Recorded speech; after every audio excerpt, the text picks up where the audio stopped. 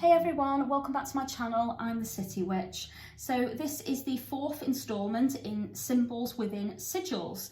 So this is a collection of videos where we're looking at different sigils and the symbols that are used to embellish those sigils. So as an example, I have three in front of me here, and you can clearly see there's a diamond, there's a triangle, an X, an arrow, a circle, there's some swirls. So what do all of those mean? What energies do they represent and bring to this sigil? And are they the correct choices for the sigils? So as an example, this one is a calm sigil, this one is an all-round love sigil, and this one is a cleansing sigil. So are these the correct choices for those sigils? Have they been layered and embellished correctly? And what do they add to the sigil to make it extra powerful? So that's what these collection of videos are about, guys. Helping you identify the symbols, their meanings, and understand your sigils on a better level. Now, this is the fourth installment in this collection. If you haven't watched any of the other videos, all the links are in the description. However, at the moment, it doesn't matter which order you watch the videos in, because we're simply going through all the different symbols that you may come across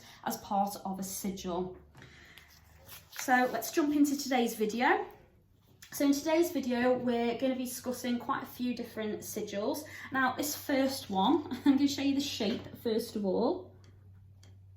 So it's kind of an almond shape, or a double pointed oval, and its name is, so that's its name. However, I'm not very good at pronouncing it, so I think it's pronounced Mandarorella, something along those lines. But if I'm saying it wrong, I apologise, because I'm crap with names, guys, as you all know by now. But yeah, so that's the name of it, but it's basically an almond shape or an oval with 2 points. Now, what does this symbol mean? Okay, well, first of all, it symbolises an egg, or a seed, or a nut. Okay, so these are all things where you can grow life from it. So for that reason, this can also symbolise the yoni or vulva. And if you don't know what that is, a yoni or a vulva, guys, it basically represents the female genitalia, which is the vagina, the genitals that create life. So for that reason, this connects to the uterus, the ovaries, the vagina. It represents energies of fertility, in particular female fertility, represents female sexuality, pleasure, birth, life, and it connects to the element of fire and water. And you may be asking, why does it connect to those two elements? Well, let me explain. Fire is the element of sexuality, passion, desire. So while you're having sex, since this symbol represents female sexuality, the fire symbol comes into play a little bit, and as does that element. Then you've got the water element. So after sex has occurred, obviously there's a chance of pregnancy, fertility, and life and birth. That is the energy of water. So this symbol can also represent, for that reason, balance, okay, between hot and cold, fire and water, male and female, okay? So those are the sorts of energies that come with that particular symbol. Moving on from that, we may as well do the next one, which is kind of similar, which is the eye symbol. And I'm going to draw a number of different versions that I have seen over the years that represent the eye.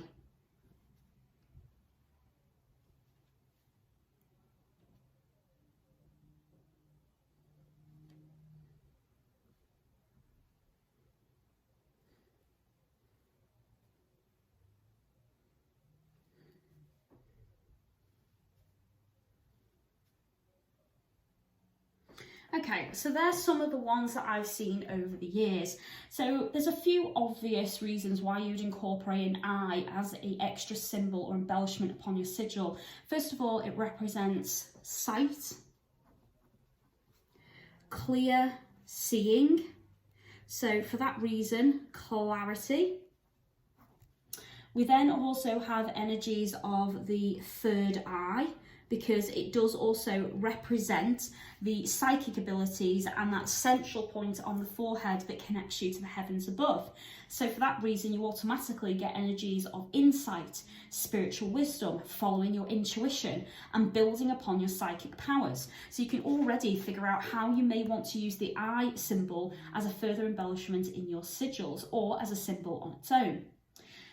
You might also be thinking of the Eye of Horus at this point, which is a particularly powerful symbol used quite often to ward off the evil eye and deflect negative energies. So it's really good for protecting against evil eye energy and repelling evil spirits. The eye symbol in general is good for that as an all-round symbol. It's also really good for truth magic, truth spells, seeing through lies and deceit. It's also good for energies of watching over someone, so a protective symbol, and really good for clearly seeing something. So if you feel something's shrouded, hidden from you, or perhaps someone's using glamour magic, countering with a symbol like this is about clearly seeing through that fog of energy and getting to the root of what's hidden, okay? So if something's lost, or something's gone missing, using a symbol like this is really good because it's also about finding things and seeking things out, seeking knowledge or an item or a energy or a force, okay? All of those energies are present with this kind of symbol, so really good for truth magic. I've actually worked some really good sigils incorporating this symbol as an extra embellishment to further my truth magic, and I've had some really good results with that. So I definitely recommend that one for truth spells, guys, or at least unveiling secrets or even protecting your secrets as well, if that's the route you want to go down. Moving on to the next one we'll look at the infinity symbol and the hourglass. So the infinity symbol, these are commonly some of the ones you will see. So you will either get one where it's completely conjoined like that, or one where there's a slight gap. They both mean exactly the same thing and they represent infinity. So what does this symbol represent? Because it's infinity, it represents endless energy, or possibility. It can represent looping, or something that is forever, so never ending. Okay, so all those energies come up there with those two symbols. Then we've got the hourglass. The hourglass symbol is slightly different. The hourglass represents time, limits, rules, guidelines, balance, death, and restrictions. So you might be thinking, why death? Well, think about the spirits of death. So think about the Grim Reaper, gods and goddesses of death, such as Hades, Persephone, La Santa Morte, all these deities that rule over the energies of death and mortality usually carry the symbol of the hourglass, but also the scythe. So those are common symbols used in death, time, limits, and something coming to an end or a close. So it does represent also closure. And it definitely represents ending. So it can also represent cycles, because obviously as we go through one cycle, we come to the end of that cycle and we go through a type of death in order to go through a rebirth. Now, this doesn't necessarily represent rebirth, but you could incorporate something ending, but then incorporate symbols of life and rebirth afterwards. So you're going from perhaps an ending into a rebirth in order to go through a transformation. So you could be making a sigil transformation and incorporating two different smaller symbols on that to further embellish those kinds of energies to create that cycle of life, okay? So lots of different things to think about with that one. Let's move on to our next symbol. So there are two to look at here. So we have wheels and shields, okay? So a wheel is usually that one, but you may also see that one, or as a shield, you may see this one, okay? Now, this one here can represent the 4 elements of air, fire and water because it's split up into its sections. So for that reason, it's incorporating balance of nature. Can also represent spirit, because when these 4 elements come together, usually the circle is the finishing touch that takes everything to that spiritual level. So whatever being or deity you believe in, this could also include their energies if you wanted. Because it represents the 4 elements, it can represent balance, collaboration, teamwork, but ultimately, because it is a type of shield symbol, it can also represent defense and protection. Now, as it could also be a wheel, it can represent movement, speed, progression, and energy. If you were just looking at this like it was a shield, you'd be thinking target, you would be thinking protection, shielding, blocking, no entry, and repelling energy. Now that definitely represents no entry to me, because we see that a lot is a symbol in driving, where you see that as a big thick X that will go, no, you can't pass, you can't come into this space, this road is off limits. So it can represent that no entry energy. If you were looking at this one here, because this is quite elaborate, I often think of pizza. This is my personal interpretation on this, but pizza to me is kind of representing getting your slice of the pie, getting your piece of the pizza, having your cake and eating it kind of energies. It can represent change, and it can represent fairness, balance, and teamwork. So those sorts of energies come up for me when I see that particular symbol. But overall, I would say it can represent movement, and it can represent defense as well. Okay. So when we think of travel, because obviously we've got the energy of movement coming up here, and if we think of the wheel's getting us from A to B, isn't it? Because usually it's attached to a car or a bike, something along those lines, and we're using it to travel somewhere. So energies of travel can come up with this. You can think movement, change, adventure, or going on a journey, or putting something into motion. So those are the energies that can be present with that type of symbol. Now, moving on to the next symbol, let's look at wings. So wings typically look like this, and there's kind of 2 versions here.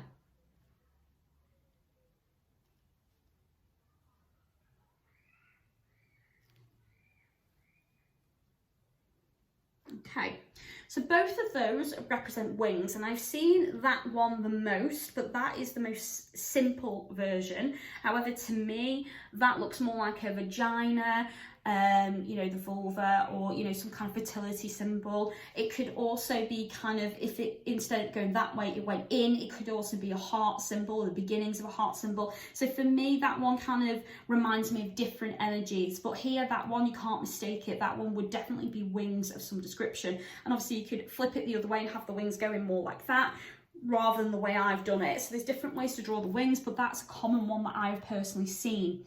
So what do wings represent? Well, obviously we have flight, we have swiftness, we have elevation, because obviously with swiftness and flight, you're going to rise up. You also have lightness and motion, but most commonly, because these represent wings, people think of angels. So therefore you have access to angelic power, rising above others, soaring, elevation, progression. They're all energies that come with the symbol of wings. Now, if you are going to use this as an access point to angelic energy, my advice is it's too general. So in your description that you write before you're designing your sigil, if you are calling upon angelic power, it might be wise to call on a specific energy of an angel, or name the angel by name. So, you know, if you're calling upon Michael because you want defense or strength in a situation, specifically say, Michael, please help me bring strength. And then maybe use the wings as an extra way to incorporate angelic energy and allow his energy to travel through into your sigil.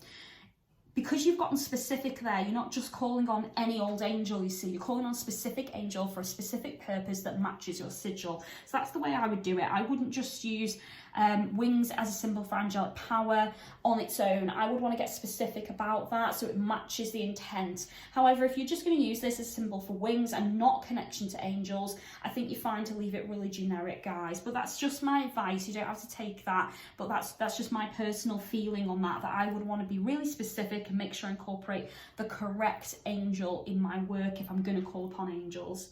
And then the very last symbol for this video, we have the key and the keyhole.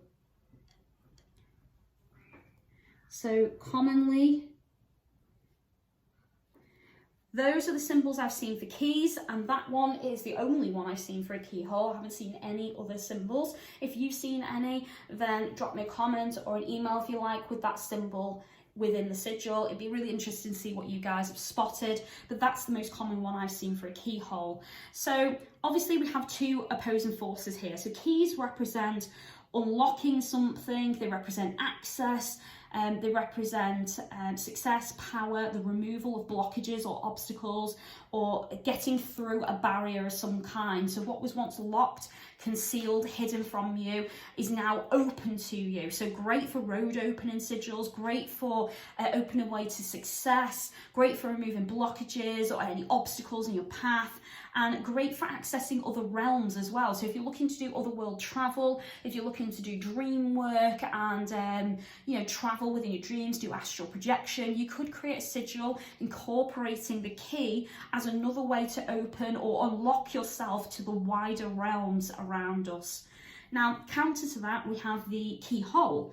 The keyhole represents protection, something locked or hidden. It represents obstacles to overcome, closed knowledge and secrets. It can represent something being very private, so privacy, and definitely confidentiality. When I think of the keyhole, I always think of a door that's locked, where you have no key, no access, you can't see anything on the other side, and you don't know what's there. So for that reason, it could also represent danger or the unknown, because you don't know what's the other side of that door. Something is definitely hidden from you. Now, what's the other side of the door could be positive, but it could also be really negative. So you could incorporate that one into a positive or a negative sigil. It's completely up to you guys. No judgment from me. You create whatever you like. You do you, because it's your witchcraft. Okay, so that's all I've got for you today. I really hope you've enjoyed this video. If you did, please give me a thumbs up and click the bell so YouTube will tell you when my next video comes out. And if you'd like to support this channel, you can do that through Patreon. And if you'd like to follow me on any of my other social media, all the links in the description, as are the links for all the other sigil videos if you're interested in looking at all the other symbols I previously discussed. Thank you very much for watching, guys, and your support. I do appreciate it. As always, light and love, take care of each other, and I'll see you soon. Blessed be.